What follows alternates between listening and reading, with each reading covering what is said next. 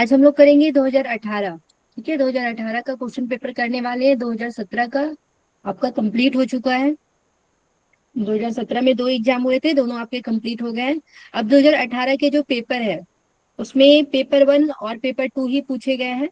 ठीक है, पेपर 1 में जो है 50 क्वेश्चन, और पेपर 2 में जो है कितने क्वेश्चन पूछे गए हैं, तो 100 क्वेश्चन। तो वही अभी 100 क्वेश्चन हम लोग करने वाले हैं। 100 क्वेश्चन में जितना हो पाएगा उतना करेंगे आज। ठीक है, तो हम लोग देखते हैं। सबसे पहला क्वेश्चन है आपके स्क्रीन पे, किस उपनिषद में ओमकार के 4 चरणों का उल्लेख किया गया है? प्रश्नोपनिषद, मुंडक उपनिषद, मांडुक्य उपनिषद और कठोपनिषद। क्या होगा आंसर, बताइए। मुंडकोपनिषद।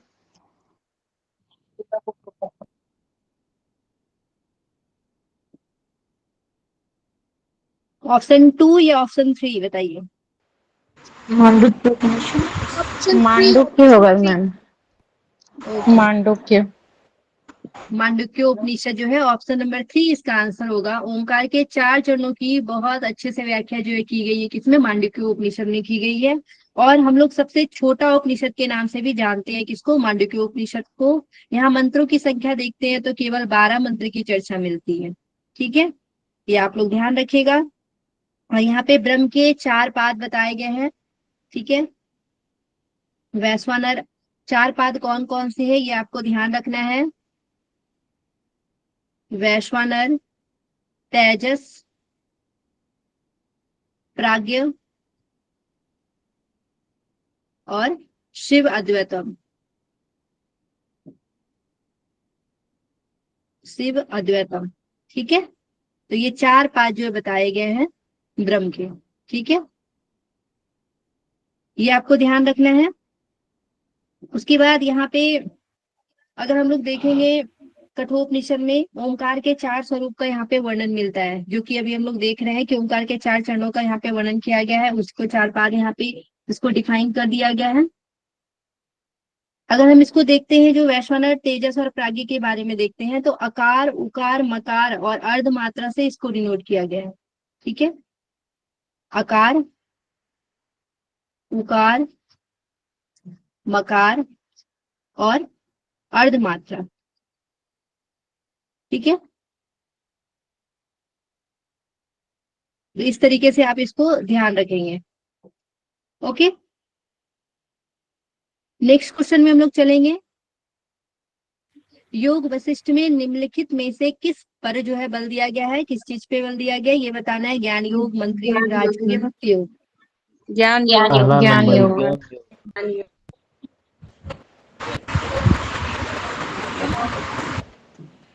तो ज्ञान योग के बारे में हम लोग, योग वशिष्ठ को पता है कि ज्ञान योग को ज्ञान योग बोलते हैं योग वशिष्ठ को। अद्वैत वेदांत के नाम से भी हम लोग इसको जानते हैं। ठीक है, इसको अद्वैत वेदांत भी आपको ध्यान रखना है। उसके बाद हम लोग देखते हैं योग वशिष्ठ को और किस नामों से जानते हैं, तो महारामायण बोलते हैं। 32 श्लोकों की चर्चा की गई है। ज्ञान योग, कर्म योग, अष्टांग योग की चर्चा मिलती है। ठीक है, ज्ञान योग के बारे में तो पता चल ही गया। कर्म योग के बारे में भी आपको ध्यान देना है, एक्स्ट्रा चीजें ध्यान रखनी है। कभी पूछा जाएगा योग वशिष्ठ में कर्म योग की चर्चा मिलती है नहीं मिलती है, तो ध्यान रखिएगा कि मिलती है। अष्टांग योग भी ध्यान रखना है कि इसमें अष्टांग योग की भी चर्चा की गई है। ओके, यहाँ पे 6 जो है प्रकरण बताए गए योग वशिष्ठ में।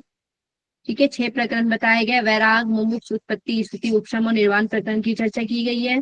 यहाँ पे योग की परिभाषा योग वशिष्ठ में क्या दिया गया है? संसार सागर से पार होने की स्थिति को ही योग कहा जाता है। ठीक है, संसार सागर से पार होने की स्थिति को ही योग कहा जाता है, ये बताया गया है। ओके, उसके बाद यहाँ पे आदि व्याधि के बारे में हम लोग बहुत विस्तार से पढ़ चुके हैं। ज्ञान की सप्त भूमिकाएं के बारे में पढ़ चुके हैं। अज्ञान की सप्त भूमिकाएं के बारे में विस्तार से पढ़ चुके हैं। तो ये सब चीजें जो है ध्यान रखना है। और योग के यहाँ योग मार्ग में 5 विघ्न भी बताया गया है। ठीक है, ये न्यू चीज मैं बता रही हूँ। योग मार्ग में 5 विघ्न बताए गए हैं। ठीक है, 5 विघ्न की चर्चा कौन कौन से है, तो याद रखिएगा। इच्छा, क्रोध, लोभ, भय और क्या बताया गया? निद्रा। ठीक है, इच्छा, क्रोध, लोभ, भय और निद्रा, ये जो है 5 विघ्न बताए गए योग मार्ग के। ठीक है, योग वशिष्ठ में, ये ध्यान रखिएगा। ओके, आगे बढ़ते हैं, नेक्स्ट क्वेश्चन में हम लोग चलते हैं। पुरुष और प्रकृति निम्नलिखित में से किस दर्शन की दो मुख्य अवधारणाएं हैं, बताइए। सांख्य। सांख्य। दूसरा नंबर।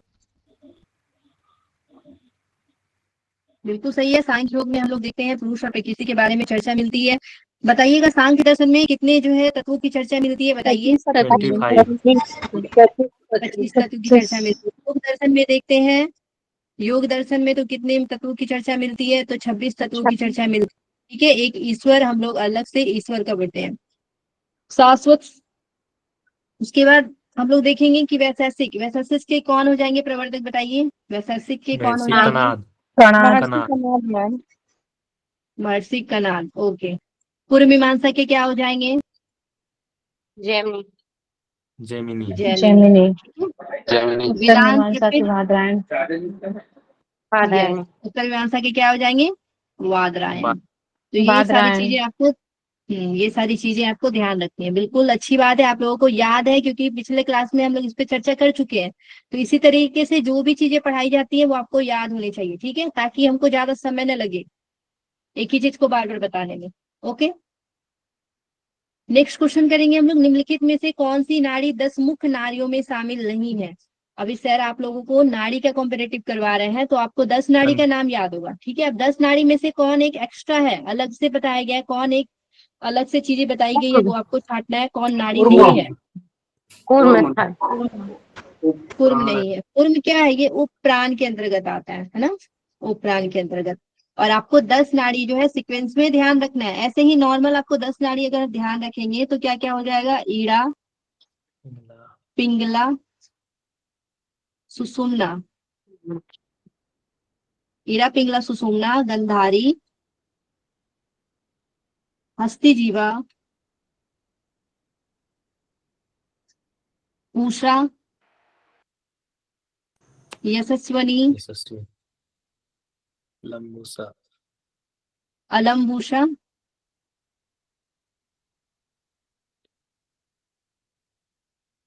कुहू और संखिनी। ठीक है, कुहू और संखिनी आपको ध्यान रखना है।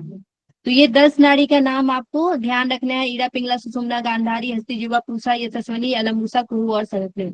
ठीक है, अब उसमें से आपका एक कुर्म नहीं था, ये उपप्राण का नाम है तो वो दे दिया गया था। बाकी अलम्बुसा कुहू और संखिनी इसकी चर्चा 10 नाड़ियों के अंतर्गत आती है। ठीक है, नेक्स्ट क्वेश्चन हम लोग देखेंगे। योग वशिष्ठ निम्नलिखित में से क्या ज्ञान भूमिका के अंतर्गत नहीं आता है? ज्ञान की भूमिका बहुत बार पढ़ चुके हैं, हमको तो लगता है याद हो गया होगा, आप लोग को रटा गया होगा। सद्भावना नहीं। तो क्या नहीं होगा? सद्भावना नहीं होगा। ठीक है, बिल्कुल सही बात है। आप लोगों को सबको याद होगा, शुभेच्छा, विचारना, तनुमानसा, सत्वापत्ति, असंशक्ति, प्रदात भावना और क्यूरेगा। तो यहाँ पे आपको शुभेच्छा की भी चर्चा की गई है, विचारना भी है और तनुमानसा भी है, जबकि सद्भावना की चर्चा नहीं की गई है। ठीक है, ज्ञान की सप्त भूमिकाएं हमें याद है, ज्ञान की अज्ञान की सप्त भूमिकाएं भी ध्यान रखना है। बीज जागृत, जागृत, महाजागृत, जागृत स्वप्न, स्वप्न, स्वप्न जागृत और सुषुप्ति। ठीक है, अभी जस्ट हम लोग योग वशिष्ठ के बारे में और भी चीजें ऊपर जाने हैं, तो अब हम लोग आगे बढ़ते हैं।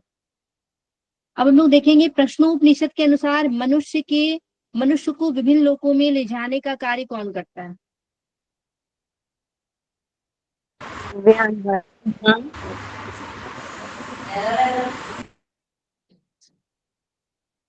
कौन करता है, बताइए। ज्ञान वायु। उदन वायु। उड़ान वायु मैम शायद। उदान वायु। ओके, बिल्कुल सही है। तो उदान वायु जो है विभिन्न लोकों में ले जाने का कार्य करता है, ये आप लोग को ध्यान रखना है। ठीक है, प्रश्नोपनिषद में हम लोग देखते हैं 6 ऋषि की चर्चा मिलती है।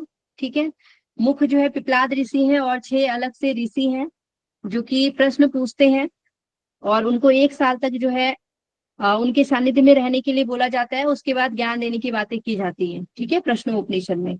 और यहाँ पे हम लोग देखते हैं कि कौन कौन से ऋषि हैं। इस ऋषि का नाम याद होना चाहिए, जैसे कि सबसे पहला जो है किस गोत्र से है और उस ऋषि का क्या नाम है वो ध्यान रखना है। ठीक है, काव्य का क्या हो जाएगा? कबंधी। ठीक है, कबंधी ऋषि का नाम है, ये गोत्र है, उसके पिता हो गए। ठीक है, भृगु, भृगु का क्या हो जाएगा? वैदर्भी। उसके बाद होगा अस्वल, अस्वल का क्या हो जाएगा? कौशल, कौशल्य। सौर्य का गार्गे, ठीक है, सौर्य का गार्ग्य, ठीक है। तो काव्य का कावंदी, भृगु का वैदर्भी, अस्वल का कौशल, सौर्य का गार्गे याद रखना है। सीबी का शतकाम ध्यान रखना है, सीबी का सत्यकाम, और भारद्वाज का सुकेशा, ठीक है, भारद्वाज का सुकेशा। तो ये सीक्वेंस है, आपको रटा हुआ होना चाहिए। आपको इस तरीके से मिलान करने के लिए भी दिया जा सकता है, सीक्वेंस में लगाने के लिए भी दिया जा सकता है कि इनसे क्या क्या पूछा गया था, ये जा सकती है, ठीक है। नेक्स्ट क्लास में हम लोग पढ़े थे प्राण और रई के बारे में, पढ़े थे कि प्राण और रई संबंधी प्रश्न जो है किसके द्वारा किया गया? तो काबंदी के द्वारा किया गया है, ठीक है। तो ये सभी लोग ध्यान रखेंगे। काबंदी के द्वारा एक ही प्रश्न पूछा गया था, ठीक है। भृगु के द्वारा जो है 3 प्रश्न पूछा गया है। क्या क्या प्रश्न पूछा गया है? प्रजा को कौन धारण करता है, कौन इसे प्रकाशित करता है, कौन सब देवों में वरिष्ठ है, ठीक है। तो प्राण को वरिष्ठ बताया गया है। उसके बाद हम लोग देखते हैं अस्वल, अस्वल के द्वारा जो है 6 प्रश्न पूछा गया है। कौन कौन सा प्रश्न पूछा गया है? प्राण स्वयं कहाँ से उत्पन्न होता है, इस शरीर में किस प्रकार आता है, अपने को विभक्त करके शरीर में किस प्रकार स्थित है, शरीर से किस प्रकार निकलता है ये प्राण। और यही जो क्वेश्चन आपसे पूछा गया था, यहाँ पे क्या पूछा गया? मनुष्य के विभिन्न लोगों में ले जाने का कार्य कौन करता है? तो यहाँ पे उदान वायु। और उसके साथ पूछा गया है कि बाह्य संसार को किस प्रकार धारण करता है, आत्मा को इस शरीर में किस प्रकार धारण करता है। तो ये सारे प्रश्न जो है अश्वल के द्वारा पूछा गया है। सौर्य के द्वारा हम लोग देखेंगे कौन सा प्रश्न पूछा गया है। तो इनके द्वारा जो है प्रश्न पूछा गया है, कौन सोता है, कौन जागता है, कौन स्वप्न देखता है, किसे सुख होता है, और यह सब किसमें प्रतिष्ठित है। तो 5 प्रश्न पूछे गए सौर्य के द्वारा, ठीक है, 5 प्रश्न। उसके बाद देखेंगे सीबी यानी कि सतकाम के द्वारा जो है कितने प्रश्न पूछे गए हैं। तो ये एक ही प्रश्न पूछता है, और क्या प्रश्न पूछता है कि जीवन भर ओमकार का ध्यान करने से व्यक्ति किस लोक को जीत लेता है, ठीक है। तो आपको ये ध्यान रखना है कि ओमकार का ध्यान करने वाला प्रश्न किनके द्वारा किया गया? तो सत्यकाम के द्वारा किया गया है, ठीक है। और अंतिम जो प्रश्न पूछा गया है सुकेशा के द्वारा, इसमें भी एक ही जो है ये इनके द्वारा प्रश्न पूछा गया है। वो प्रश्न क्या था कि 16 कलाओं से युक्त पुरुष कहाँ रहता है, ठीक है। 16 कलाओं से युक्त पुरुष कहाँ रहता है? तो इसका आंसर है कि हमारे शरीर में ही रहता है, ठीक है। तो इस तरीके से आपको ध्यान रखना है।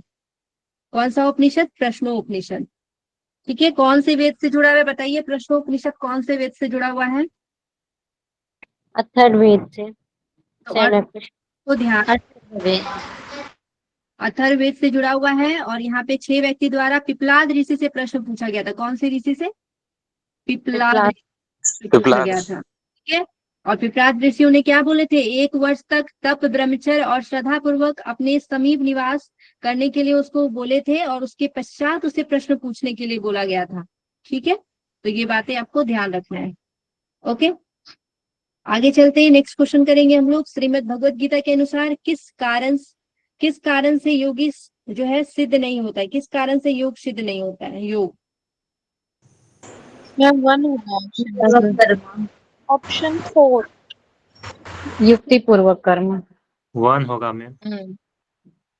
या नहीं पूछा गया ना, नहीं होता है, ठीक है, नहीं होता है। Fourth option. युक्ति पूर्वक दिमाग लगा के काम करेंगे तो क्या योग सिद्ध होगा? और आप दिमाग लगाएंगे, ज्यादा ही अपना दिमाग चलाएंगे, तो उसके अनुसार क्या योग सिद्ध होगा क्या आपका? तो युक्ति पूर्वक कर्म करने से आपकी योग सिद्धि नहीं होती है।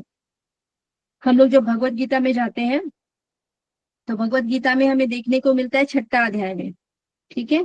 6ठा अध्याय में आपको 16 और 17 नंबर जो श्लोक है भगवत गीता का, आपका आत्म संयम योग 6ठा अध्याय को बोलते हैं, आत्म संयम योग, ठीक है। उसमें आप देखेंगे 17 नंबर श्लोक में बताया गया है इसके बारे में, और 16 नंबर श्लोक में बताया गया है कि किसका योग सिद्ध नहीं होता है, ठीक है। 6 का 16 में बताया गया किसका योग सिद्ध नहीं होता है, और 6 का 17 में बताया गया किसका योग सिद्ध होता है, ठीक है। किसका योग सिद्ध नहीं होता पहले हम वो बता देते हैं। न अति अश्नतः तु योगः अस्ति न च एकांतम अनसतः न च अति स्वप्नशीलस्य जागृतः न एव च अर्जुन। यानी कि बोला गया है कि अर्जुन, योग ना तो बहुत खाने वालों का और ना ही बिल्कुल ना खाने वालों का। ठीक है, क्या बोला गया है? ना बहुत ज्यादा खाने वालों का और जो बिल्कुल भी नहीं खाता है। ठीक है, उसके बाद बहुत सहन करने वालों के स्वभाव वालों का और ना जागने वालों का। ठीक है, जो बहुत ज्यादा जागता है उसका भी नहीं है, जो बहुत ज्यादा आराम करता है यानी कि बहुत ज्यादा सहन करता है उसका भी योग सिद्ध नहीं होता है। ये बताया गया है 16 नंबर के श्लोक में। जब हम लोग 17 नंबर श्लोक में जाते हैं, आपको कभी कभी योग के परिभाषा से भी क्वेश्चन पूछा जाता है ना, तो ये वाला परिभाषा भी योग में डाल दिया जाता है। ठीक है, भगवत गीता के अनुसार युक्त आहार विहारस्य युक्त चेष्टस्य कर्मसु युक्त स्वप्न बोधस्य योग भौति दुखा। ठीक है, ये श्लोक बहुत लोगों ने सुना होगा, युक्त आहार विहार वाला। ठीक है, और इसमें क्या बताया गया है? तो इसमें आपको बताया गया है कि दुखों का नाश करने वाला जो योग है, यथा योग आहार विहार करने वालों का, कर्मों में यथा योग चेष्टा करने वालों का और यथा योग सोने जागने वालों का योग सिद्ध होता है। ठीक है, तो ये श्लोक आपको ध्यान रखना है, भगवत गीता का 6 अध्याय का 16 और 17 नंबर। 16 नंबर में बताया गया है किसका सिद्ध नहीं होता है और 17 नंबर में बताया गया है किसका सिद्ध होता है। ओके, क्लियर है सभी को यहाँ तक? यहाँ पे उपयुक्त आहार विहार लिखा है तो उसका तो सिद्ध होगा ही, उपयुक्त शयन और जागरण करने वालों का भी सिद्ध होगा, है ना? उपयुक्त कर्म करने वालों का भी सिद्ध होगा। आगे चलते हैं हम लोग। किसका नहीं होगा? तो युक्तिपूर्वक कर्म करने वाले। नेक्स्ट आपका क्वेश्चन है, ईशावास्य उपनिषद के अनुसार अमृता की प्राप्ति का उपाय क्या है? बहुत विद्या। बार रिपीट हुआ है क्वेश्चन। विद्या का विद्या होगा। फर्स्ट विद्या। बिल्कुल सही, आप लोग इतना बार इसको पढ़े होंगे ना कि पूरा रटा ही गया होगा ये वाला। ठीक है, तो यहाँ पे क्या हो जाएगा? विद्या। हम लोग पढ़ते हैं कि अविद्या से मृत्यु को प्राप्त करके, ठीक है, मृत्यु को पार करके विद्या से अमृत की प्राप्ति होती है ना? अमृत की प्राप्ति, ये श्लोक हम लोग पढ़े हैं ना, 11 नंबर का ये श्लोक है और आपको याद रखना है, बार बार बहुत बार रिपीट हो रहा है। तो ईशावास्य उपनिषद के अनुसार अमरता की प्राप्ति का उपाय क्या है? तो यहाँ पे आपका विद्या आंसर हो जाएगा। ईशावास्य उपनिषद कौन सा वेद से जुड़ा हुआ है? जल्दी से बताइए। ऋग्वेद से मैम। शुक्ल ईशावास्य शुक्ल यजुर्वेद। शुक्ल यजुर्वेद। ठीक है, दो वेद जो है शुक्ल यजुर्वेद से जुड़ा हुआ है, ईशावास्य उपनिषद और बृहदारण्यक। ठीक है, ये दोनों उपनिषद आपको ध्यान रखना है। ओके, चलिए नेक्स्ट क्वेश्चन में चलते हैं हम लोग। अब आपसे क्वेश्चन पूछा गया है, धारणा सूच योग्यता मनसा किसका परिणाम है? ये भी क्वेश्चन रिपीटेड है। प्राणायाम। प्राणायाम। प्राणायाम।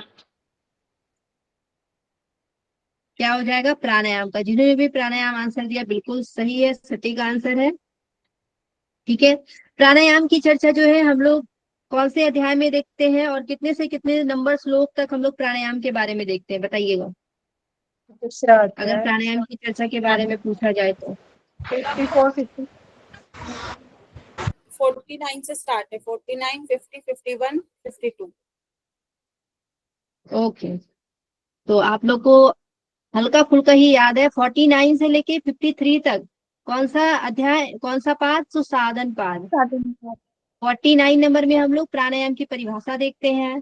ठीक है, उसके बाद प्राणायाम के प्रकार जो है 50 51 में बताया गया है ना? बताया गया है ना?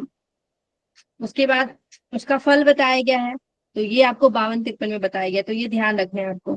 ठीक है, 49 से लेके 53 तक प्राणायाम की चर्चा की गई है, धारणा सूच योगिता मनसा। प्राणायाम के जो है दो फल बताए गए हैं, एक प्रकाश का आवरण छीन हो जाता है और एक क्या होता है? धारणा, मन जो है धारणा की योग, धारणा। धारणा सूच योगिता मनसा, ये बताया गया। तो 52 53 में ये बातें बताई गई हैं। ठीक है, आपको ये ध्यान रखना है। अब आप लोग बताइएगा कि आसन की चर्चा कौन से श्लोक में की गई है? साधन पाद में 46 40। 46 आसन की परिभाषा 46 देखिए तो 47 48।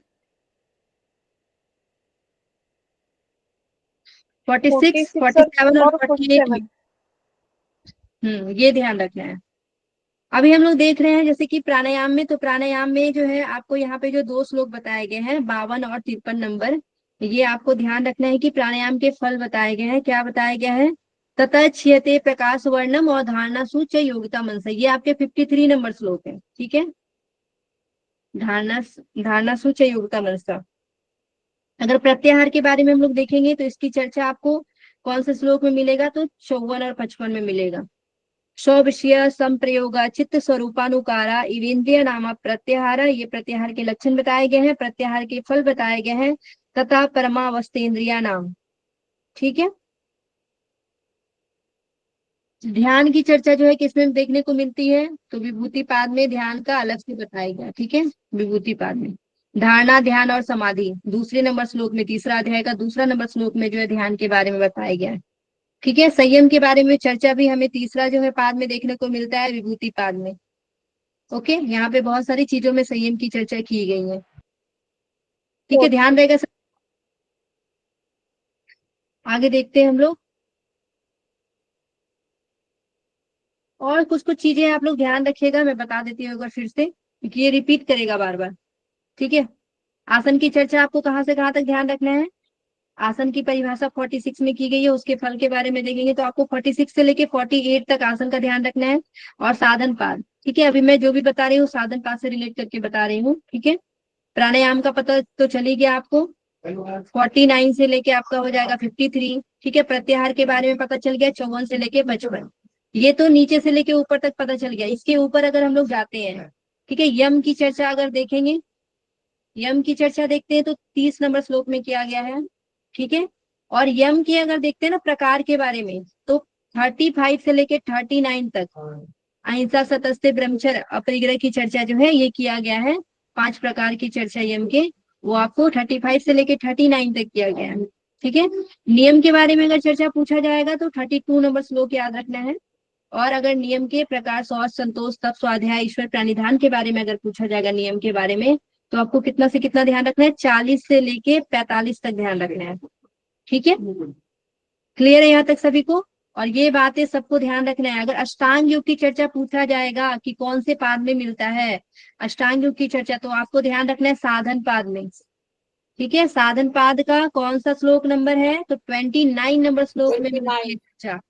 ठीक है, अष्टांग योग के बारे में ये कभी भी क्वेश्चन पूछा जा सकता है। ठीक है, तो 29 30 इस तरीके से आप याद रख सकते हैं। सबसे पहले अष्टांग योग याद रखेंगे जो कि आपका 29 नंबर श्लोक में, फिर यम के बारे में याद रखेंगे कि 30 है, फिर नियम के बारे में याद रखेंगे 32 है। ठीक है, उसके बाद अगर अब यम के प्रकार के बारे में 35 से 39, नियम के प्रकार के बारे में 40 से 45, यहाँ 39 के बाद 40 आएगा तो 40 से 45। ठीक है, इस तरीके से आप अगर इसके आगे जाएंगे तो देखिए 46 से 48 आसन हो गया, प्राणायाम का 49 से 53 और प्रत्याहार का 54 से लेके 55। ठीक है, सीक्वेंस में याद रह जाएगा आपको। नेक्स्ट क्वेश्चन हम लोग फिर से देखते हैं, ये भी पतंजल योग सूत्र से ही पूछा गया है।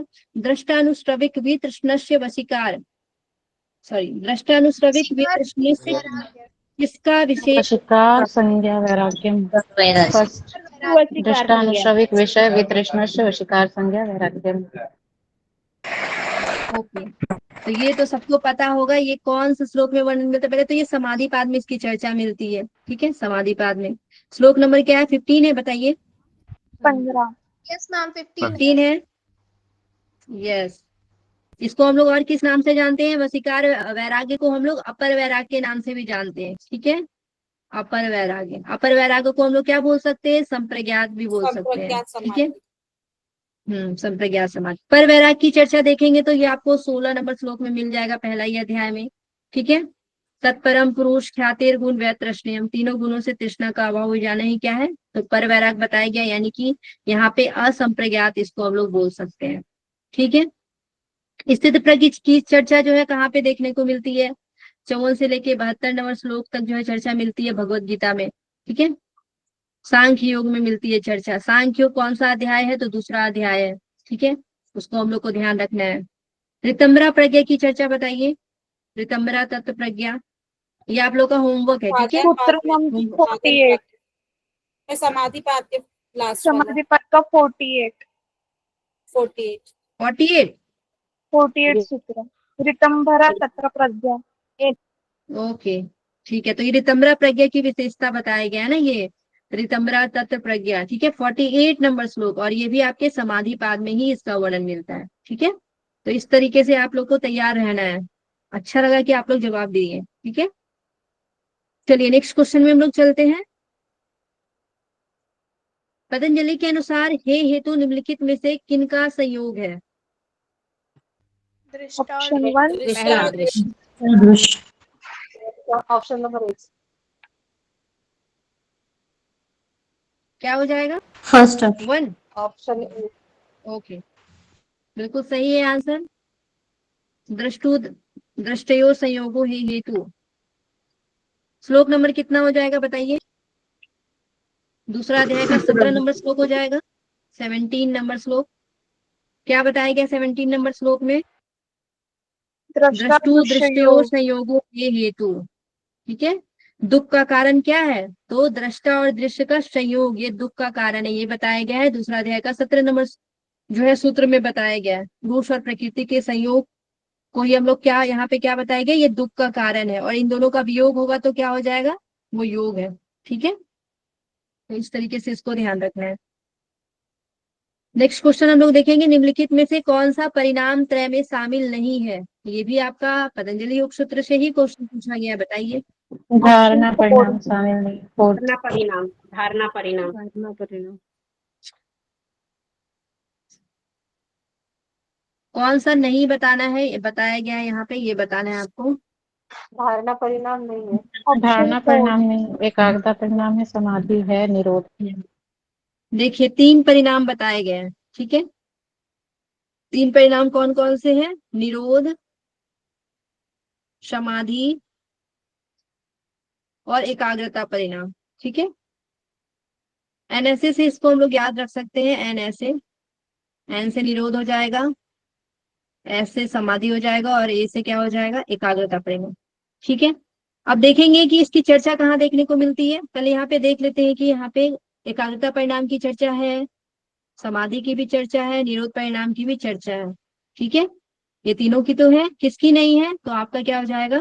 आंसर आपका 4 नंबर होगा। धारणा परिणाम की चर्चा नहीं की गई है। ओके,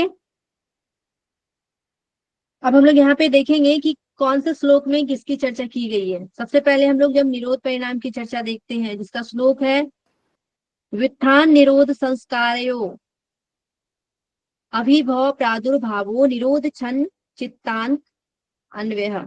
ठीक है, चित्त अन्वय, ये जो है 9 नंबर के श्लोक में देखने को मिलता है इसकी चर्चा। उसके बाद समाधि परिणाम की चर्चा देखने को मिलता है 11 नंबर श्लोक में, और 12 नंबर के श्लोक में एकाग्रता परिणाम की चर्चा मिलती है। ठीक है, सर्वार्थ एकाग्र तयो छयो दयो चित्तस्य समाधि परिणाम। उसके बाद एकाग्रता परिणाम देखते हैं, तो ततः पुनः शांतोदितो तुल्य प्रत्यो चित्तस्य एकाग्रता परिणाम।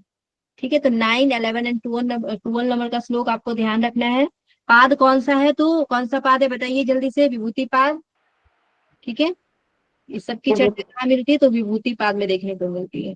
ठीक है, तीसरा अध्याय आपको ध्यान रखना है सब में। ओके, आगे चलते हैं। और धारणा की चर्चा, धारणा की सिर्फ चर्चा, परिणाम नहीं देखना है। अगर सिर्फ धारणा की चर्चा भी देखेंगे ना, धारणा ध्यान समाधि की चर्चा भी विभूति पाद में मिलती है। सबसे पहला ही श्लोक में मिलता है धारणा की चर्चा। सिर्फ धारणा को देखे तो, ठीक है, परिणाम नहीं देखना है। हाँ, देश बंध चित्त से धारणा श्लोक है ये। निम्नलिखित में से कौन सा पूर्व जीवन का ज्ञान देने में समर्थ है? संस्कार संयम। परमाणुपाद को ले लिया गया है। संस्कार संयम।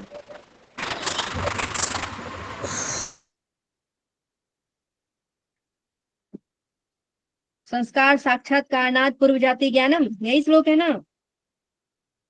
याद है सभी को? ये आपके कौन से पाद में देखने को मिलता है? तो विभूति पाद में ही हम लोग देखते हैं। ठीक है, यहाँ पे बहुत सारी संयम की चर्चा की गई है, जिसमें आपको बताया गया है यहाँ पे संस्कार साक्षात्कारणात् पूर्व। ठीक है, तो ये आपका ऑप्शन नंबर क्या हो जाएगा? 3 हो जाएगा। श्लोक नंबर कितना होगा, याद है कि नहीं को?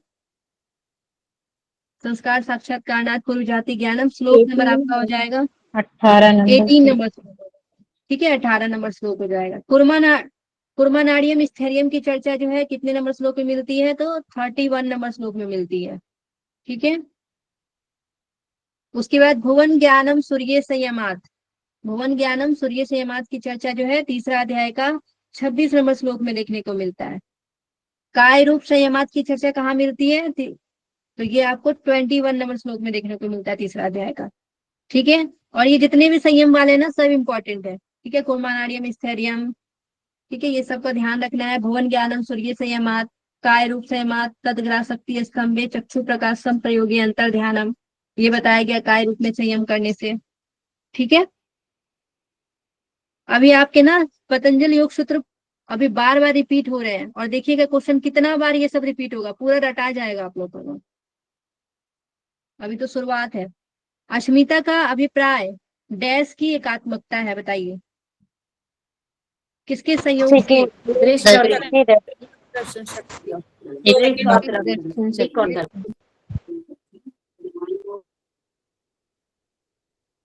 दृष्ट और दर्शन। श्लोक क्या है? श्लोक बताइए, किन्हीं को श्लोक याद है तो।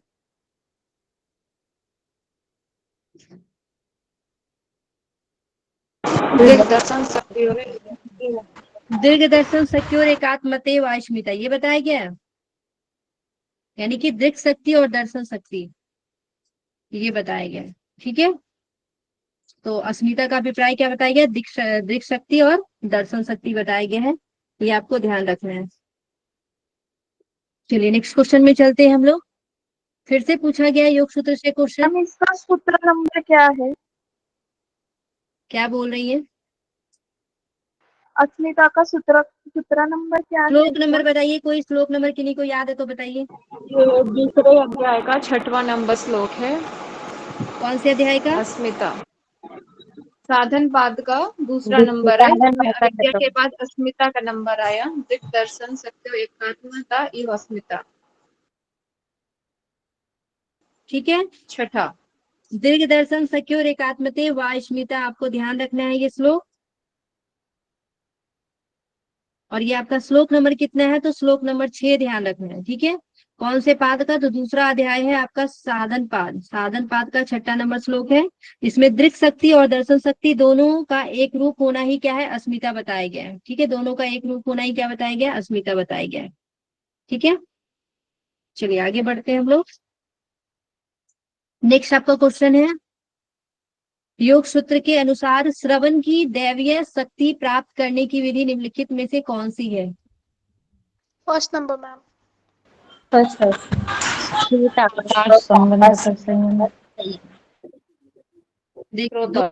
आई गई है। ये पहले तो कौन से पाद में आपको कोई भी अगर सूत्र आता है ना, सबसे पहले आपको देखना है कौन से पाद में इसकी चर्चा मिलती है। ये विभूति पाद में ही इसकी चर्चा। ठीक है, और हम लोग वहां पे दो चीजें आपको ध्यान रखना है। एक स्रोत आकाश याद रखना है, स्रोत के साथ एक आकाश का संबंध बताया जाता है, और एक स्रोत के साथ किसका संबंध बताया जाता है? कायाकाश है उस शरीर का, और एक आकाश का संबंध बताया जाता है। ठीक है, कायाकाश है और स्रोत आकाश।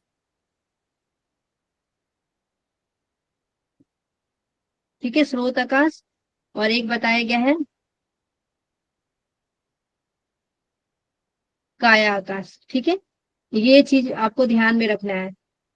ये श्लोक नंबर अगर हम लोग देखेंगे तो इसकी चर्चा जो है विभूति पाद का 41 नंबर श्लोक में देखने को मिलता है, और काया काशयोग की चर्चा जो है 3 अध्याय का तीसरा पाद का 42 नंबर श्लोक में देखने को मिलता है। अगर श्लोक देखेंगे 41 नंबर में क्या बताया गया है?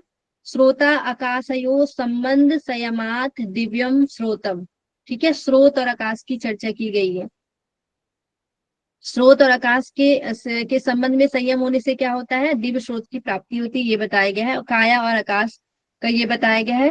42 नंबर श्लोक में काया काशयो संबंध संयमात लघु तुल समापत्ते आकाश गमनम, आकाश गमन करने की क्षमता आ जाती है। ठीक है, काया और आकाश के संबंध में अगर हम लोग संयम करते हैं तो कायाकाश गमन की क्षमता आ जाती है। तो यहाँ पे देखिए ऑप्शन में स्रोत अग्नि नहीं है, स्रोत पृथ्वी नहीं है, स्रोत जो है वायु नहीं है। स्रोत आकाश और स्रोत काया की चर्चा की गई है, काया आकाश की चर्चा की गई है। तो यहाँ पे काया आकाश तो कहीं दिख नहीं रहा है, क्या हो जाएगा यहाँ पे? स्रोत आकाश। क्लियर है? बताइए।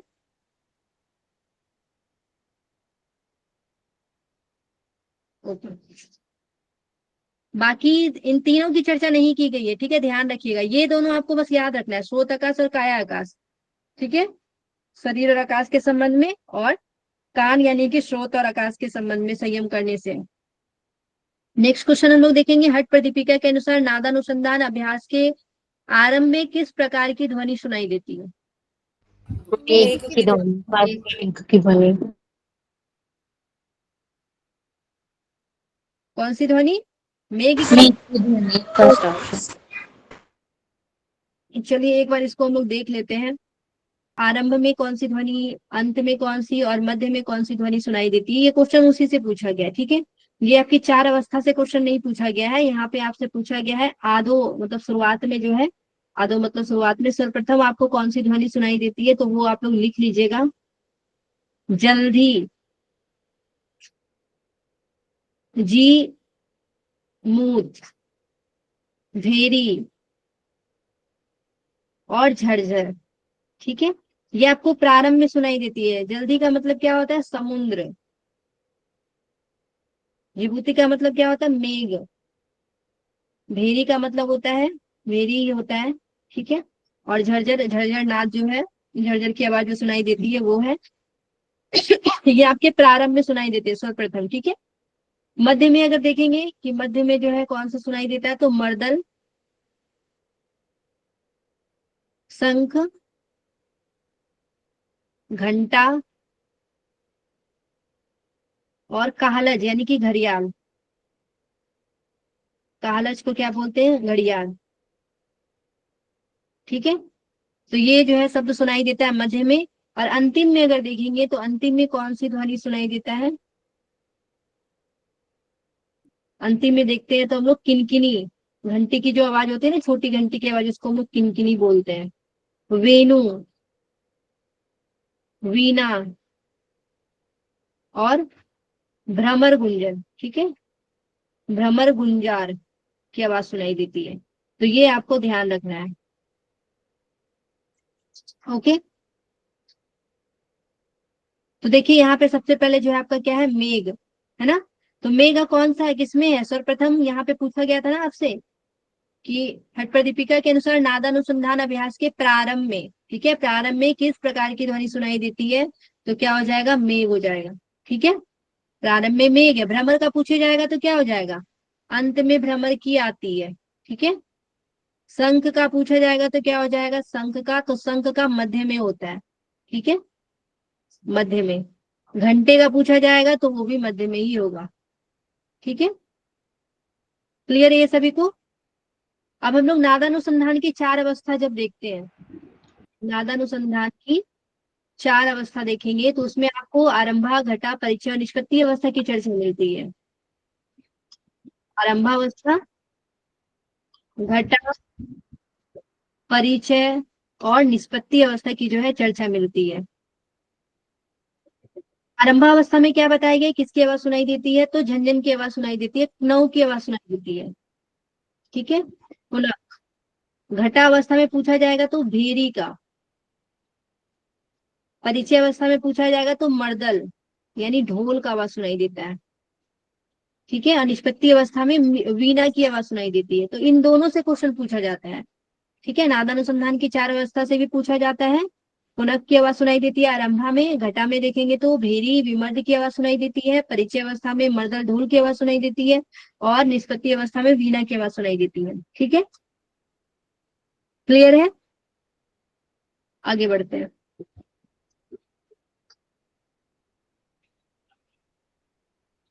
सातवाराम के अनुसार यम में कौन सा सर्वश्रेष्ठ है? सातवाराम यानी कि कौन सी बुक से पूछा गया, कौन सी हट प्रदीपिका, अहिंसा श्रेष्ठ यम में। तो ये आपको ध्यान रखना होगा हमेशा। ठीक है, ये हट प्रदीपिका से आपके क्वेश्चन पूछा गया है। क्या पूछा गया है? यम में किसे श्रेष्ठ बोला गया? यम में सर्वश्रेष्ठ कौन है? तो याद रखिएगा, यम में मिताहार। ठीक है, और नियम में श्रेष्ठ पूछा जाएगा तो क्या होगा? नियम में अहिंसा। अहिंसा, ठीक है, ये दोनों बातें याद रखना है, यम में मिताहार और नियम में अहिंसा। ठीक है, अब फिर से देखिए क्वेश्चन पूछा गया है सातवां राम के अनुसार। क्वेश्चन पूछने का तरीका देखिए, जिनको नहीं पता होगा राइटर का नाम, उनका कभी क्वेश्चन सही नहीं होगा। बोलेगा कौन सा बुक से पूछ दिया गया था, सातवां राम उसका नाम था, पता ही नहीं है। तो ध्यान रखिएगा क्वेश्चन कैसे कैसे पूछा जाता है। सातवां राम के अनुसार योग साधना में मन किसके साथ निकटस्थ रूप में संबंध रखता है? प्राण। प्राण। प्राण। एक श्लोक में बताई थी, चले वाते चलम चित्तम निश्चले निश्चलम भवेत, ये योगी अस्थानुत्वम आपनोति ततो वायु निरोधेत। यानी कि वायु के चलमान होने से, वायु के जब चलता है तो क्या होता है, चित्त भी चंचल होता है, और वायु के निश्चल हो जाने से चित्त भी स्थिर हो जाता है, तब योगी स्थिरता को प्राप्त होता है। ठीक है, ये बातें बताई गई है। तो प्राण, यहाँ पे वायु को प्राण से रिलेट कीजिएगा। ठीक है, तो वायु को प्राण से रिलेट करना है, और यहाँ पे आपको मन बोला गया, मन को चित्त से रिलेट करना है। ठीक है, तो आंसर क्या हो जाएगा? प्राण हो जाएगा। ओके, ये आपका दूसरा अध्याय का दूसरा नंबर ही श्लोक है, दूसरा अध्याय का दूसरा नंबर श्लोक में बताया गया है। ठीक है, हट प्रदीपिका में। क्लियर होगा? आगे बढ़ते हैं। Ma'am next question. नादानुसंधान हाँ, मैम, नादानुसंधान का ध्यान रखिएगा 85। ठीक है, 85 एंड 86। नेक्स्ट क्वेश्चन हम लोग देखेंगे कि किस ग्रंथ में आर्त, जिज्ञासु, अर्थार्थी और ज्ञानी के रूप में व्यक्तियों के 4 प्रकारों का उल्लेख किया गया है? भगवत बहुत गीता अच्छा को। भगवद गीता। भगवत गीता। तो सभी को पता है कि भगवत गीता में लिखा गया है। ठीक है, भगवत गीता के कौन से अध्याय में लिखा गया ये भी जानना चाहिए आप लोगों को। नाम बताइए अध्याय चौथी। का। चौथा अध्याय या ज्ञान। 7वां अध्याय ये बताइए। सातवां। आत्मसंयम। 7th 7। आत्मसंयम 7 आत्मसंयम। सातवां तो ज्ञान विज्ञान योग है। 7वां अध्याय का नाम भी आप लोग को ध्यान रखना है, ज्ञान विज्ञान योग है। 7वां अध्याय को क्या? मैम 7वें अध्याय का 16वां श्लोक है। 7वें ये- अध्याय का 16वां श्लोक है। पहले तो ज्ञान विज्ञान योग आपको नाम याद रखना है। ठीक है, ये आपका 7वां अध्याय का नाम है। ठीक है, और ये श्लोक नंबर अगर देखेंगे तो कितना है? 7वां अध्याय का जो है 16 नंबर का श्लोक है। ठीक है, जिसमें आपको भक्त के 4 प्रकार के बारे में बताया गया है, आर्त, जिज्ञासु, अर्थार्थी और ज्ञानी की चर्चा की गई है। तो आपका आंसर जो है यहाँ पे भगवत गीता होगा। श्लोक में क्या बताया गया?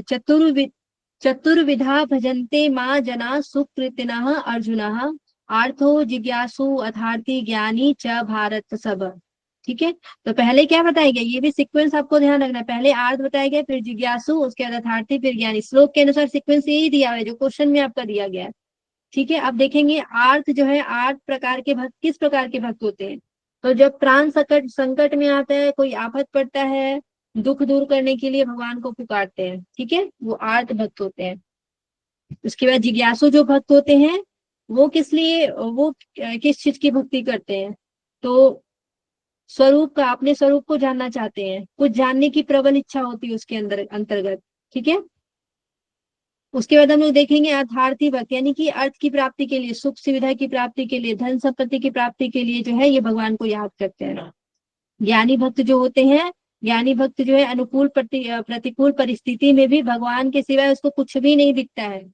ठीक है, कोई भी परिस्थिति हो उसको भगवान के अलावा कुछ भी नहीं दिखता है, और ये जो है ज्ञानी भक्त है। श्रेष्ठ किसको बताया गया बताइए? चारों भक्तों में श्रेष्ठ किसे बताया गया? ज्ञानी। ज्ञानी। ज्ञानी। तो ध्यान रखिए, तो आपको ध्यान रखना है, ज्ञान भक्त जो ज्ञान योगी है, ज्ञानी जो भक्त है, उसको श्रेष्ठ बताया गया। ठीक है, नेक्स्ट क्वेश्चन में चलते हैं हम लोग। घेरन संहिता के अनुसार दंत धोती के प्रकार है, बताइए। 4। 5 5 5 प्रकार। बिल्कुल सही है। दंत धोती के 5 प्रकार होते हैं। कौन कौन से हैं? दंत मूल, जीवा मूल, दंत कर्ण मूल, रंध्र, जीवा, पाया, शोधन, कर्ण रंध्र, दाया कपाल, और कपाल रंध्र। कपाल रंध्र। कपाल सूर्य। हृदय धोती के कितने प्रकार बताए गए? 3 प्रकार। अंत धोती के कितने प्रकार बताए गए? 4 4 प्रकार। प्रकार। 4। वात्सार, तो ये वारिसार, सब ध्यान रखना है। अग्निसार। प्रकार वात्सार, वारिसार, वहनीसार और बहिष्कृत बताया गया है। हृदय धोती का दंड, वमन और वसासा यानी वसन बताया गया है। ठीक है, तो ऐसे आपको ध्यान रखना होगा। नेक्स्ट क्वेश्चन देखेंगे, किस अनाज में सर्वाधिक रेशा पाया जाता है? सबसे ज्यादा रेशा किसमें पाया जाता है? रागी। रागी। गेहूं। रागी में। गेहूं आएगा, गेहूं। गेहूं में सबसे ज्यादा रेशा पाया जाता है, चोकर निकलता है ना गेहूं से। ठीक है, तो गेहूं में सबसे ज्यादा पाया जाता है। रागी में क्या चीजें पाई जाती है सबसे ज्यादा, तो कैल्शियम याद रखना है। ठीक है, कैल्शियम। अगर यहाँ पे सीक्वेंस के अनुसार देखेंगे, कैल्शियम की मात्रा के अनुसार अगर देखेंगे तो रागी हो जाएगा सबसे ज्यादा। रागी के बाद यहाँ पे गेहूं हो जाएगा, फिर बाजरा हो जाएगा, उसके बाद फिर आपका हो जाएगा चावल। ठीक है, यहाँ पे आपको आंसर ध्यान रखना है गेहूं। अब हम लोग देखेंगे नॉन रैम निद्रा के कितने चरण होते हैं।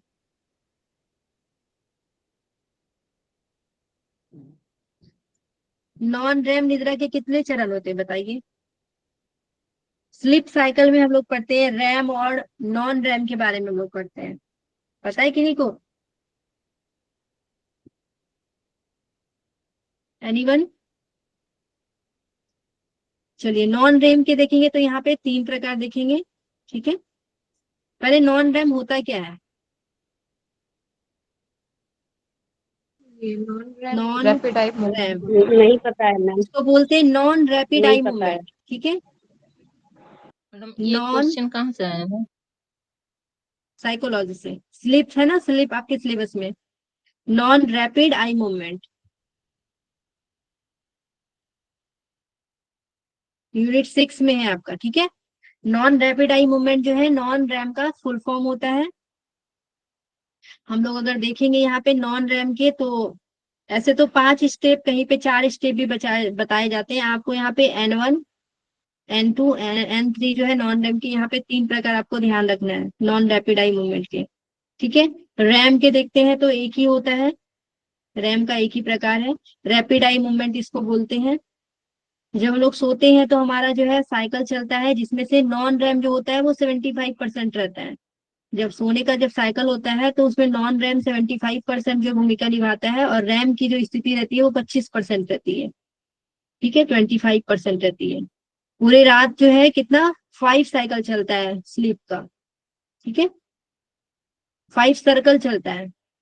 ओके, अगर हम लोग देखेंगे कि नॉन रैम जो है, नॉन रैम में सोने की जो स्थिति होती है उसको हम लोग क्वाइट स्लीप बोलते हैं। उस समय क्या होती है, हमारे आंख की जो पुतली होती है वो पूरी शिथिल रहती है, गति नहीं करता है, स्वप्न भी नहीं आता है, शरीर का तापमान भी कम रहता है, दिल की धड़कन भी एकदम धीमी रहती है। ठीक है, किसमें, तो नॉन रैम में।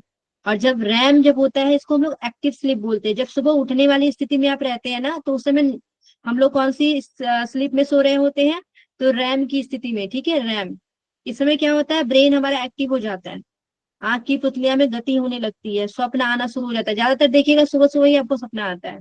ठीक है, स्वप्न आना शुरू हो जाता है, आपका रक्त दाब बढ़ जाता है, धीरे धीरे श्वसन दर में वृद्धि होने लगती है, तापमान ज्यादा होने लगता है, दिल तेजी से धड़कने लगता है। ठीक है, आपकी जो जितनी ज्ञानेंद्रियां है वो एक्टिव होने लगती है। तो ये सारी जो है रैम में होती है। ठीक है, इसको हम लोग बोलते हैं एक्टिव स्लीप। ठीक है, एक्टिव स्लीप बोला जाता है इसको। और नॉन रैम को क्या बोला जाता है, तो क्वाइट स्लीप बोलते हैं इसको। ठीक है, ये दोनों चीजें आपको ध्यान रखना है। ओके, चलिए आगे देखते हैं, पूरा ही गंदा हो जाता है। नेक्स्ट हम लोग देखेंगे कि ट्राइकस्पिड वॉल्व किसके बीच पाया जाता है। ये आपका एनाटॉमी से क्वेश्चन है, हम इंग्लिश में जाते हैं, ज्यादा समझ में आएगा। Second answer, second answer. Tricuspid valve is focused between, second answer बोल रहे हैं 23 नंबर। बाकी लोग बताइए। ऑप्शन नंबर 2 होगा मैम। 2 होगा ऑप्शन। ओके, बिल्कुल सही है। तो हम लोग देखते हैं जो हमारा हार्ट होता है उसमें जो है दायां अलिंद और बायां अलिंद होता है ना।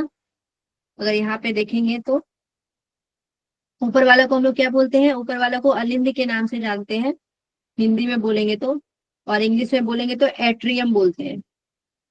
ठीक है, तो एक साइड आपका ये राइट एट्रियम होता है, ये लेफ्ट एट्रियम होगा, और नीचे क्या कहलाता है, वेंट्रिकल कहलाता है। ठीक है, वेंट्रिकल, इसको हिंदी में निलय बोलते हैं। ठीक है, और आपके जो है हम लोग अगर देखेंगे कि ट्राइकस्पिड वॉल्व कहाँ पे पाया जाता है, तो राइट जो है आपका एट्रियम एंड राइट वेंट्रिकल के बीच में यहाँ पे आपके ट्राइकस्पिड वॉल्व पाए जाते हैं। ठीक है, और यही आपके क्वेश्चन पूछे गए, ट्राइकस्पिड वॉल्व। ठीक है। और अगर देखेंगे बाइकस्पिड बॉल भी आपसे एग्जाम में क्वेश्चन पूछा जा सकता है, पूछा भी गया होगा। ठीक है, बाइकस्पिड बॉल अगर हम लोग देखेंगे तो पहला लेफ्ट एट्रियम और लेफ्ट वेंट्रिकल के बीच में आएगा। इसको हम लोग और भी एक नाम से जानते हैं, मिट्रल मिट्रल वॉल्व के नाम से भी जानते हैं। ठीक है, और साथ में बाइकस्पिड वॉल्व के नाम से भी जानते हैं। तो ये थोड़ी थोड़ी चीजें जो है ध्यान रखनी है। अब यहाँ पे देखते हैं, राइट एट्रियम हो गया और राइट वेंट्रिकल, बिल्कुल सही आंसर होगा आपका, यानी कि दाया अलिंद और दाया निलय के बीच में ट्राइकस्पिड बॉल पाया जाता है। नेक्स्ट क्वेश्चन देख लीजिए,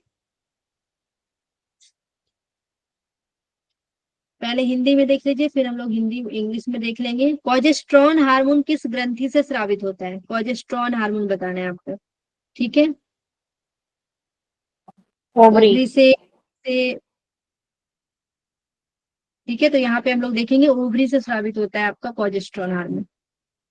ओके, एड्रिनल ग्लैंड से कौन कौन से हार्मोन का स्राव होता है बताइए? आप लोगों को मैं बहुत बार बता चुकी हूँ, किन्हीं को पता हो तो बताइए। कॉर्टिसोल एड्रेनल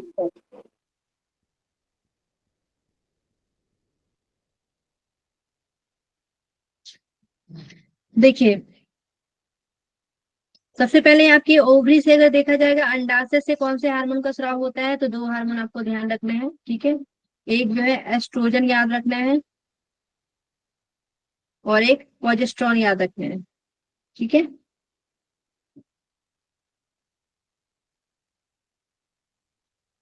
उसके बाद हम लोग देखेंगे किडनी से, तो किडनी से आपका जो है कौन कौन से हार्मोन का स्राव होता है?